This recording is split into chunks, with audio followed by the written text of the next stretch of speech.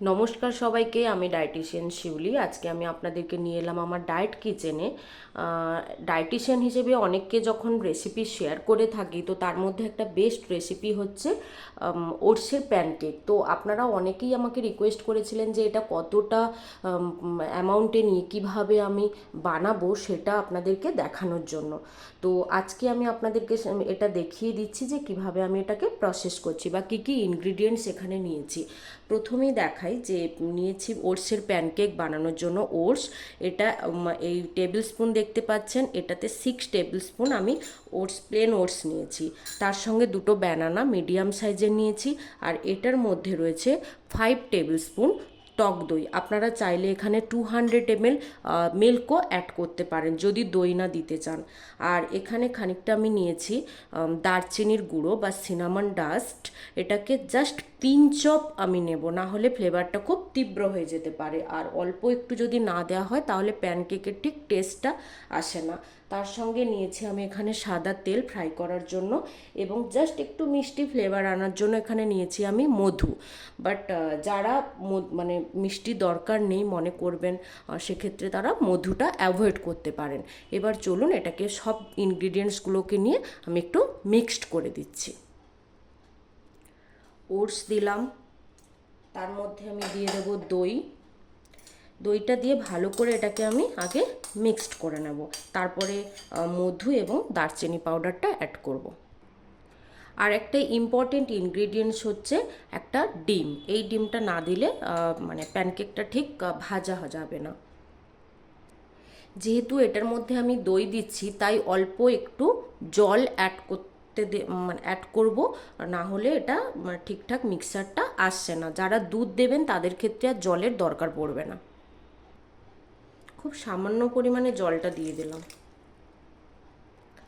দই, কলা, ওটস এবং অল্প পরিমাণে জল দিয়ে এই মিশ্রণটি আমি একদম প্রপারলি মানে করে নিয়েছি। তারপরে এটার মধ্যে আমি দিয়ে দেবো একটা গোটা ডিম। ডিমটাকে ভালো করে ফেটিয়ে নেওয়ার পরে এরপরে আমি দারচিনি পাউডার এবং যে মধুটা রেখেছি সেটা অ্যাড করে দেবো। বেটারটি জাস্ট এই রকম হয়ে থাকবে, মিশ্রণটি একদম থকথকে হয়ে থাকবে। এবার ফ্রাইং প্যানটা গরম করে আমি প্রসেস করে নেব। ফ্রাইং প্যানটা একদম গরম হয়ে গেছে। এবার এর মধ্যে আমি 1 টেবিল স্পুন যে সাদা তেলটা নিয়েছিলাম সেটা দিয়ে দিলাম। ভালো করে তেলটাকে আমি ব্রাশ করে নেব। তেলটা গরম হয়ে গেছে, এবার আমি ব্যাটারটি দিয়ে দেব।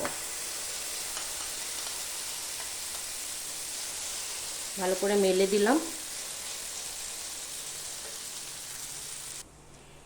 এই যে হেলদি মানে রেসিপিটা বানাচ্ছি, এটা আপনারা ব্রেকফাস্টে খেতে পারেন, অফিস লাঞ্চ, স্কুল টিফিন বা ইভিনিং স্ন্যাক্সে নিতে পারেন। পুরো রেসিপিটা কিন্তু আমি একেবারে সিমে রেখেই বানাচ্ছি, না হলে যেহেতু দই বা দুধ থাকবে লেগে যাওয়ার সম্ভাবনা থাকবে। একটা কথা বলে রাখা ভালো, যখন এটা বাচ্চাদের জন্য মানে ধরুন 5 থেকে 10 বছর বয়সের বাচ্চাদের জন্য এটা আপনারা করে দেবেন, যে অ্যামাউন্টটা আমি দেখালাম এটা হাফ হাফ করে আপনারা মানে মিক্সড করে দেবেন। মাঝে মধ্যে না একটু খুন্তি ঢুকিয়ে এটাকে দেখবেন যে হয়ে গেছে কিনা। পুরোটা হয়তো একসঙ্গে উঠবে না, বাট পার্ট পার্ট করে জাস্ট উল্টে দিতে হবে। এটা জাস্ট পার্ট পার্ট করে আমি উল্টে দিয়েছি। ব্যানানা আর থাকার জন্য বা দই থাকার জন্য পুরোটা একসঙ্গে তুলে যে উল্টে দেবো সেরকমটা হয় না। জাস্ট একটু একটু অল্প অল্প করে এটাকে আমি উল্টে পাল্টে দিলাম। খানিকক্ষণ এইভাবে রাখবো, আবার মিনিট 2, তারপরে এটাকে আমি তুলে নেব। রেডি হয়ে গেল আপনার ওটসের প্যানকেক। এটা ভীষণ সফট একটা প্যানকেক হলো। দেখতে ভীষণ সুন্দর না হলেও জিনিসটা খেতে খুব টেস্টি আর খুব সফট। এটা আমি আপনাদেরকে দেখুন একটু কেটে দেখাচ্ছি কতটা পরিমাণে সফট হয়েছে। থ্যাংক ইউ সো মাচ আমার ভিডিওটি দেখার জন্য। ভালো লাগলে অবশ্যই কমেন্ট করে পাশে থাকবেন। আপনারা ভালো থাকুন, সুস্থ থাকুন।